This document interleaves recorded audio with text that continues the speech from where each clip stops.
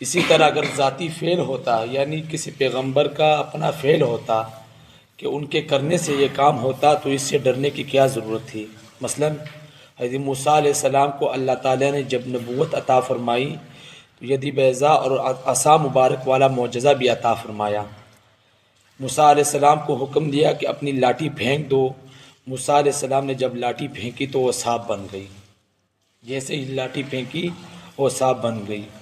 جب لاٹھی سانپ بن گئی تو موسیٰ علیہ السلام نے کیا کیا؟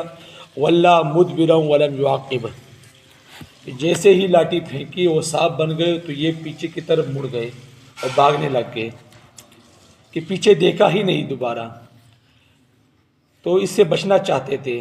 تو اس سے موسیٰ علیہ السلام نے لاٹھی پھینکی تو وہاں سے بھاگنے لگے۔ تو اللہ تعالیٰ کیا فرماتے؟ اقبل ولا تخف، کہ اے موسیٰ آپ اس کی طرف ہی متوجہ رہے، ڈرے نہ، آپ چلے نہ، آپ بھاگے نہ، آپ اسی طرف متوجہ